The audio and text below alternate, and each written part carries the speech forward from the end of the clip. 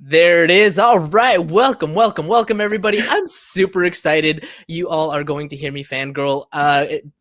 Our guest already did, but it's going to happen again. We're going to have a great time with somebody really awesome. Y'all just hang tight.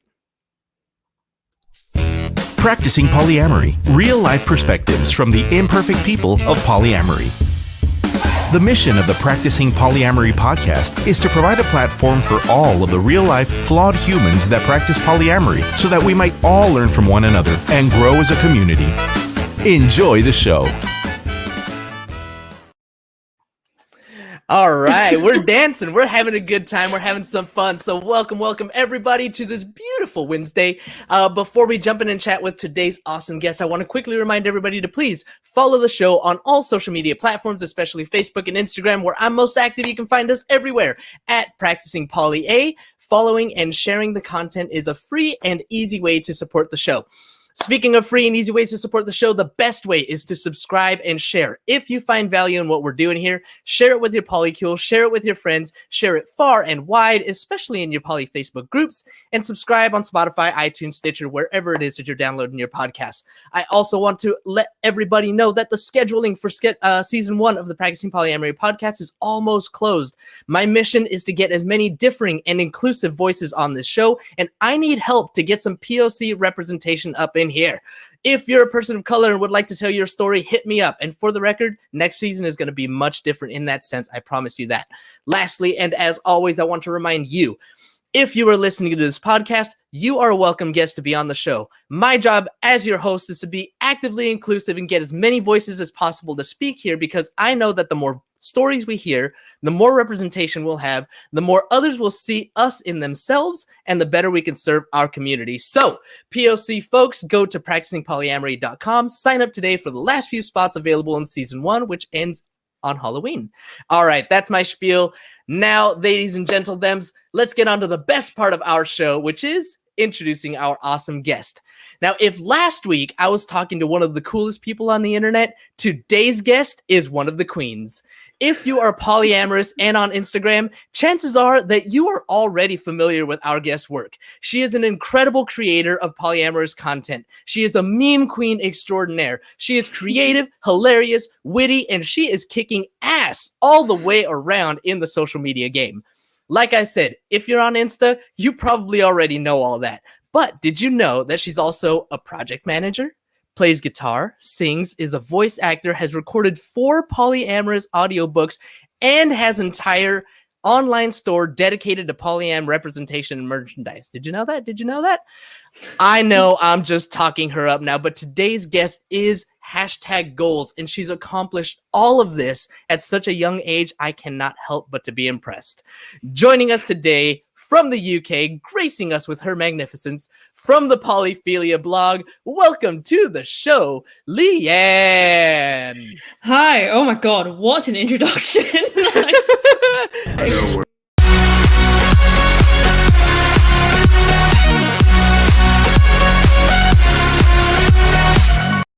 I was expecting my producer to jump in and play that, but welcome, Leanne. Welcome to the show. Thank you so much for joining me today. Yeah, I'm happy to be here. I'm very excited. Had to get that energy up. I don't know if, you've done any podcasts quite like this before, but all about having fun, getting the energy, raising the roof, having a good time. Anyway, enough about me. Let's talk about you. Tell me about yourself. You are how old exactly? I'm 22. 22 years old. You are killing it in the Instagram game. You are doing all of these different things. You are recognized as one of the top people. You're just highly recognized in the polyamorous community. You get exactly right. Your stuff gets shared everywhere by everyone, even by Willow Smith, who's probably the most highest celebrity, I guess. Yeah, she shared my posts about 8 times now. I've been counting. I would be too. So tell me about your journey. Tell me a little bit about just who you are. How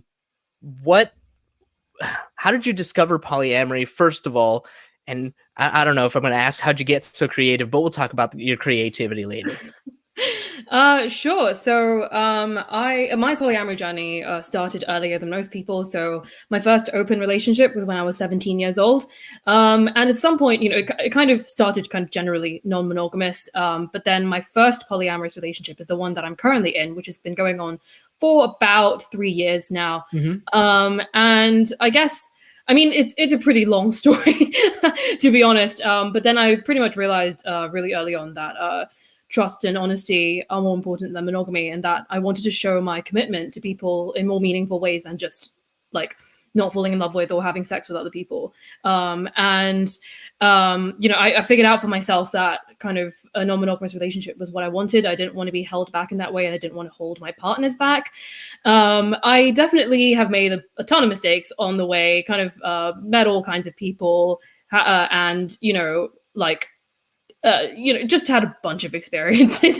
But it's kind of led me to like where I am today. And I guess kind of my mission is to kind of normalize polyamory, particularly for younger generations. And to do that through viral memes.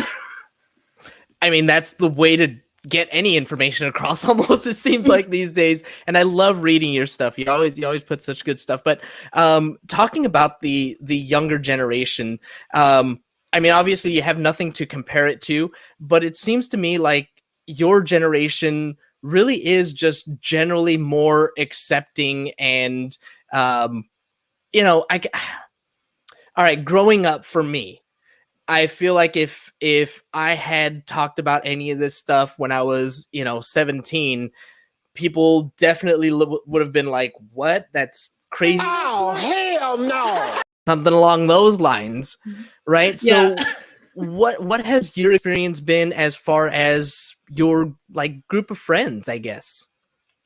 Well, I'm fortunate to be surrounded by a group of people who are all relatively open-minded. And so, I came out as a polyamorous at university. And, obviously there are some people who kind of don't understand it, don't get it. But the thing about university is that there's so many people there that if you don't want to interact with someone, you could just not. So I haven't kind of faced much direct backlash. And so, I'm very lucky in that sense. I think in smaller communities, I probably have like more issues. I mean, among my group of friends, like no one's kind of said anything to me directly. And like the people who I hang out with are all either kind of polyamorous or have a partner who's polyamorous or is just generally pretty accepting. I also founded the Polyamory Society at my university. It's a student society. It's still running. I've since graduated. I graduated last year in 2020. Congratulations. Woo! What a year to graduate. It was a time. But yeah, like the society's still running. It has about kind of 50 members or something like that. So it's not like a huge deal, but I kind of raised awareness about monogamy not being the only option of healthy relationships on campus. So the most of the judgment I have received has been from older people, to be honest. I mean, on the internet, obviously, every day, all the time. But in my personal life, from my parents, and just whoever kind of I like talk about my life to, who is like not from my generation. And it's hard, but like I think you just have to push through, right? I mean, what choice do we have? Yeah. Can't come out, I guess. Can't unsay it. You mentioned normalizing it. When it comes to normalizing it, what exactly is your message? Like how would you put it into words that you want? Yeah, how would you put it into words? Your message, your mission, the things that what normalizing means to you. Sure. Well, I think like a big thing is to talk about kind of how polyamory can be healthy and, how like that looks like for me and for other people. Most of like the memes that I make about polyamory are not kind of educational kind of polyamory 101 stuff. I do some of that as well, because obviously like I have to educate. But most of the memes are for people who are already practicing polyamory, kind of content that they can relate to like in daily life. And yeah, that's just kind of like what I want to make memes memes about, like memes like that kind of regular polyamorous people can relate to and share and laugh at and kind of connect with other people on. And so that's kind of part of it. But then I guess also another thing, apart from just talking about how amazing it is, I just kind of want to normalize it in terms of presenting polyamorous people as just regular people like everyone else. Right. You know, we're not like, for example, you know, with the jealousy thing, I get plenty of people going like, wow, so you don't get jealous? No, obviously not. You know, like as in, obviously I do feel jealous. Like polyamorous people aren't like a different species. We're not superhumans, you know. We just kind of handle things in a different way. And I guess also allowing people to make mistakes in polyamory. I get the sense that because people kind of assume that polyamorous relationships never work. Polyamorous relationships are held to such a high standard that like, you know, if they don't last, then everyone just immediately assumes that like, oh, you know, polyamory doesn't work. Whereas like if a monogamous relationship broke up, no one thinks that it's because of monogamy, right? They just think it's because of the people involved. So yeah, I guess there are a couple of facets to it, but it's generally just these things, like talking about how it can be healthy, talking about like the, you know, the positives as well as the negatives, and also just like talking about like regular life as a polyamorous person, as opposed to like just the educational 101 stuff that you see on other platforms. Yeah, let's talk about healthy polyamory. And what do you think is like those defining factors? What do you think are the things that like really make polyamory healthy compared to when it's not? I think for me, so I'm very picky when it comes to choosing kind of partners. I think 90% of healthy polyamory is good partner selection. And I think the most important thing to me is just good communication skills. And, you know, and apart from that, I think kind of emotional maturity is really important. So I look for people who are able to, you know their emotions and able to accurately express them without also making their emotions my responsibility. So, you know, it's being aware of your emotions, but also taking responsibility and accountability for them, and not becoming the emotions and acting out on them in unhealthy ways. I think like that has more than anything been like the key to kind of a healthy polyamorous dynamic. And I think it's also important to be direct. I think in monogamous society, not to denigrate or anything, but I just mean that I think there's a narrative that if you find the one, you find your soulmate, whatever, they're just supposed to get you. They're just supposed to intuitively understand you as a person. You don't have to say anything because, you know, they like it's already been said, or like things like that. And yeah, that has to be absolutely thrown completely out the window in polyamory. You really have to be direct with people. And this is especially important to me because I'm autistic. And I think, you know, if people are talking about societal scripts, I'm not aware of these scripts. I think that's kind of why polyamory kind of drew me, you know, just appealed to me as a person, because I'm not operating in a framework where other people know the rules and I'm the only person who doesn't know what's going on. Like everyone is working together and on the same level in that sense.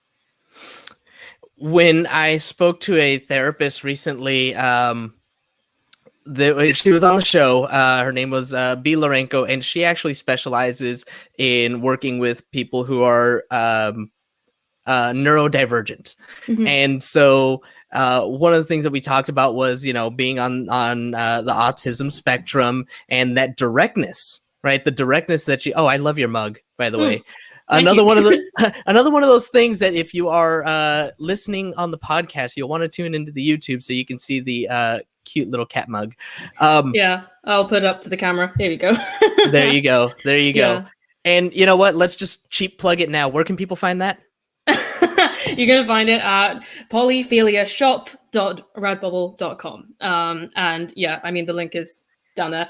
And, you know, apart from this mug, which is, you know, 3 cats in shape of heart with the word compersion, you can find, this is my best-selling product, but I have a bunch of other things as well, kind of like rainbow infinity hearts and like a polyamory pride flags and kind of just various other things. Yeah, go check it out.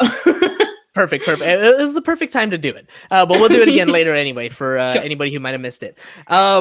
Okay, so talking about the polyamory and that directness. So that was definitely something that stood out to me as a way of communicating with somebody who's on the spectrum. Can you give me some examples of maybe like a time when somebody told you, didn't give you quite direct, the direct communication that you needed, and how you went about, resolving that afterwards? Because I'm sure there was some kind of a miscommunication there. Sure. I'm thinking back to my first open relationship back when I was 17. And basically kind of my partner at the time, whenever he got angry or upset, instead of, directly kind of talking to me about it and addressing it with me, he just sulk. He just kind of sit around and like mooch about, slam doors or whatever, and not say anything. And this only kind of served to really confuse me more than anything else, because if he wasn't saying anything, I would just think, oh, he's just minding his own business. He's just doing his own thing. He'll come talk to me like when he's ready. Like I literally had no kind of awareness of like that he was upset at me about anything. But then, he was just kind of sitting there expecting me to come to him and go, hey, what's wrong? Or something like that. And when I didn't do that, he got even more angry, and then just kind of blew up at me afterwards for going like, why didn't you come to me? And I was like, what are you talking about? He was like, I was upset. And I was like, well, how was I supposed to know? So things like that, like, whereas kind of my partner now, like, he knows that I'm like this, because I'm not particularly good at reading facial expressions. It doesn't come naturally to me. And so if he's upset at me about something, then he'll come to me and go like, hey, I'm feeling XYZ because you did XYZ, made me feel blah, blah, blah. It would be great if we could work together to achieve blah, blah, blah. And that's, I really think this should be normalized, to be honest. I don't think this should be a thing that's just like for neurodivergent people. I really think that if people just had these tools, just in regular conversation, we would all be better off, because people misinterpret other people's actions all the time. They project their own intentions onto other people. They let their insecurities kind of get the better of them, and then assume things about what their partners are doing or thinking. And it just doesn't serve us in the long run. And so, polyamory gives me the framework to kind of not live by the if they love you, they'll get you kind of narrative. And instead just like be real about it with people. And, people have kind of met me on that wavelength. And I've been, my life has been the better for it. 60% of the time, it works every time. Yeah, I love that you're talking about using that as just a general tool across the board. Like, it shouldn't be necessarily something that's only for somebody who's neurodivergent. And you're saying the things that you were talking about, it sounds like the nonviolent communication type of mentality. Is that ring a bell to you? Is that... Yeah, I know the one you're talking about, by Marshall P. Rosenberg, right? But I haven't actually read the book. It's in my Audible library, but I have not read it yet. But I intend to. I've heard many good things. Nice. Yeah, I haven't read it either. I've just listened to like podcasts and different things about it. Read little snippets of it, and anyway. Okay, so one of the things that stood out to me as you're telling me that story is that your partner at the time was kind of throwing a tantrum to, in a way, like, and expecting you to pick up on it. So what I hear relating back to something else that you said was taking ownership of our own emotions. And just generally speaking, in relationships, we should be doing that anyway. But that, for me, is definitely something that I learned, especially like within the polyamorous teachings or the polyamorous scope of learning, I guess. So what does it mean to you to take ownership of your emotions when it comes to managing multiple relationships? I guess I think the main thing is to separate out when you're feeling hurt about something and whether someone actually hurt you, because like this is back to what I said about, how sometimes we project our insecurities onto other people and then we assume things about like what they meant or what they said that wasn't actually the case, right? So then, if my partner, for example, right, I'm not talking about my personal life here. I'm just taking example out of thin air. But for example, right, if your partner goes on a date with someone else and like has a fun time, or if your partner comes out to you as polyamorous or non-monogamous, a lot of people would view it as a personal attack, right? But actually, I'm going to use like the second example. So I think that's probably more relatable to more people. So for example, right, I have on Twitter, I've seen so many tweets where people are just like, if my partner suggested an open relationship, I'd kill myself. Or if my partner suggests an open relationship, then it means XYZ about them or me, or like there's something wrong with the relationship, blah, blah, blah. But then I think, it's important to kind of separate out like feeling hurt about a situation and then whether your partner actually hurt you by like what they did, because someone coming out as polyamorous and non-monogamous and expressing like a relationship style that they want is not attacking you. It's not attacking your worth. It's not attacking kind of your abilities as a partner. It's not attacking the relationship that you have. This is just a desire that they have, and it doesn't mean anything about you. And so this is what I mean about kind of like when I say take ownership of your emotions, is to kind of like acknowledge that you're feeling a certain way. Obviously, kind of, the only thing worse than of feeling negative emotions is to acknowledge that they're not there. But but then to also separate that out from kind of what your partner has done, and to go like, is this just me? Am I projecting? Is there kind of trauma or like assumptions or insecurities that I have that are making me feel this way?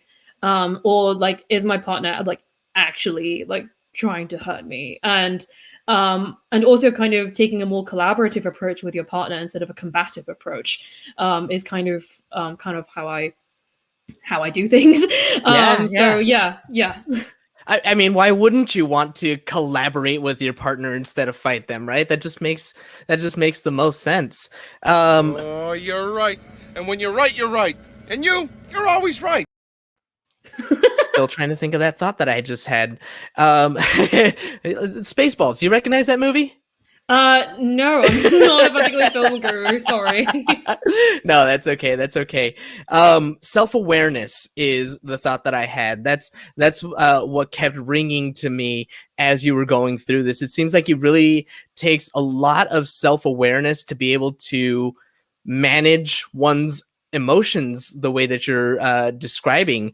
And just going to throw this out there. I imagine that you have a high self-awareness. And I think, this is just my theory, tell me what you think about this. I think that high level of self-awareness is what feeds your creative juices when you're creating all of these memes. What do you think?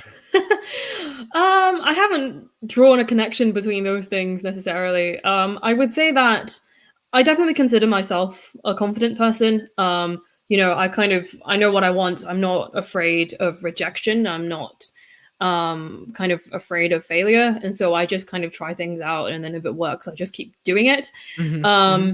And so I guess that's kind of why I like being a creative, because being creative is all about just trying and failing and trying again. So then I guess that kind of feeds into it, but I wouldn't necessarily draw that to kind of a high self-awareness, although who knows, I'm sure someone can psychoanalyze this and tell me otherwise. Yeah, I mean, I'm just thinking the memes that you come up with are always funny and relatable, and I like I said, that's just my theory, that in order to be able to be that relatable, you like really have to understand where you are and what your thinking is in the way that other people would be able to relate to it. So I don't know. I love what you're doing.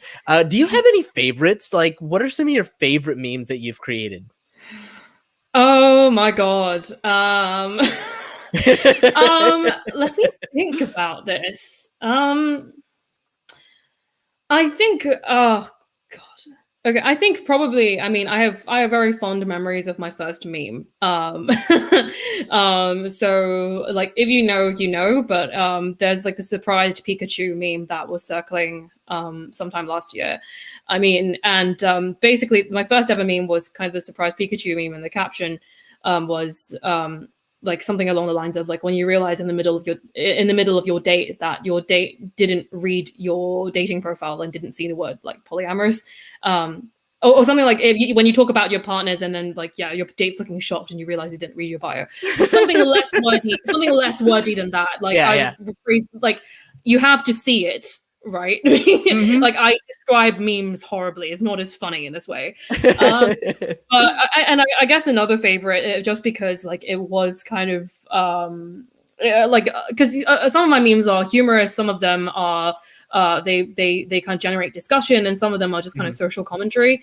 And one of my kind of social commentary memes was one that I made back in January, which was so on January 6th, obviously, you know, the thing at the Capitol happened. And it was later revealed that the woman who was shot at the Capitol, Ashley Babbitt, was actually in a polyamorous triad. And obviously the internet lost their shit over that. And basically I made a meme about kind of polyamorous representation. And so there was a photo, I said, the polyamorous representation we want. And then I put a photo of the TV show Sense8. And then the polyamorous representation we got. And then I put a photo of Ashley Babbitt and Tiger King. Oh God! And Tiger King. Yeah, and so then kind of that caused quite a lot of kerfuffle because people were talking about, you know, oh my God, you know, I can't believe that like there are conservatives who are polyamorous, and people had to really like confront that because I think some people found that difficult to accept. And then there was also discussion about kind of good polyamorous representation in the media and kind of examples of what we've seen, and then just talking about how waking up to the fact that like polyamory is not a utopia. And that, you know, there are people of all kinds of political identities within the community, and that we're not a monolith. Boom. You're saying that, and I'm sitting here thinking, oh shoot, that is like a realization for me. Like there are conservative like they have to exist, obviously. One of the recent pieces that you created was the jealousy compersion scale. Yeah. And a lot of people seem to think that you're either jealous or you're compersive, right? And you're on some kind of a scale. But your meme brought to the surface that, you know what, actually you can feel both. Can you tell me what inspired that? I guess it was a combination of things. So I'm in a lot of polyamory Facebook groups. A lot of discussion groups because like it's super active and very well moderated, and I do enjoy the discussions on there and just reading stories by random people I don't know. But there's a common trend that I see in these discussion groups where jealousy is demonized. And compersion is kind of elevated to be like this holy grail of polyamory. And you know, obviously, so personally, right, I'm not a very jealous person naturally. You know, in the 5 years that I've practiced polyamory, I can count on one hand the number of times that I've experienced jealousy. It's just not a thing that happens for me very often, and I'm very lucky to be able to say that because I definitely know that's not the case for everyone, right? But you know, I do kind of see how, you know, people are constantly just like demonizing people for feeling jealousy. You know, someone will post in a group and say like, yeah, you know, I have these difficult feelings and I feel like my partner's going to leave me, and then everyone's just like, you're being stupid, you shouldn't feel this like this, and you know, just talk to your partner, and like, you know, you need to grow as like, and here are some books, and like, and then all your trauma will go away. And I don't like that. I don't think that's very, very realistic, or, you know, and I think people can find it alienating. And, you know, the other side of the coin is obviously compersion. You know, people talk about compersion all the time, and obviously it's wonderful. You know, I'm a very compersive person. I feel it very easily. You know, it is a great feeling, you know, but I don't think you have to feel compersion to practice healthy polyamory. You know, it's kind of like, you know, you can kind of support your partners like on their personal journeys and stuff like that without like necessarily jumping for joy like when you see them with their partners or anything like that. I don't think that's a necessary ingredient. I think this is also kind of a product of how people also glorify kitchen table polyamory, like the idea that everyone has to get along and everyone has to be best of friends and a big happy family. When, to be honest, a lot of people date separately from their partners, and parallel polyamory is equally as valid. You know, yes. I'm in a pretty like kitchen table poly dynamic. But this was completely organic. This wasn't something I forced. I am very, very lucky to have partners who are very, very good friends with each other. But equally, I've also had metamorphs who I've never met. I've had metamorphs who I've met once or twice, and then just been like, yeah, okay, cool, have fun, and that's fine. And so, yeah, I guess, because people keep glorifying like the idea that everyone has to be one big happy family, then, you have to be like, since you're spending all this time together, like obviously like you have to like in that space like be happy for your partner, as well as you're just miserable all the time. And I guess kind of like my idea behind that was just to say, it isn't a sliding scale between jealousy and compersion. It's more like, you have a jealousy index and you have a compersion index, and sometimes like you can feel conflicting emotions at the same time. That's why the word bittersweet exists. Like for example, like your friend has a promotion, right? And you're really happy for them, but they're also moving away, and they're moving away to another town. You can be really happy for them, but also be sad at the same time. And in the same way, like in polyamory, like you can feel like really happy for your partner that they're having such a great time, but also kind of feel like jealous feelings about that. So I guess I just kind of wanted to bring attention to that. And also finally, the final point to make is that if you don't feel jealousy or compersion, that's fine as well. I think when people are like, oh, if you're feeling like super jealous, like you have to work and like get to compersion, whatever. And I think that's quite a lofty goal. I think that working towards a place where you just don't feel jealous is probably the first step before working towards compersion. And I would even go so far as to argue that you don't have to work towards compersion if that is just not something that you want to do.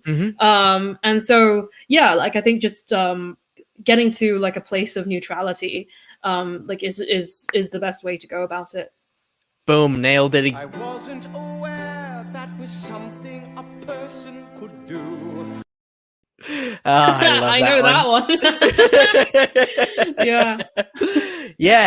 I 100% agree with you. Neutrality is also acceptable. I mean, jealousy can really be damaging and harmful, so probably want to work your way out of that, but not necessarily with a goal to make it to compersion. Neutrality is equally acceptable. Now, speaking of jealousy, you recently did an audiobook for the jealousy workbook. Is that right?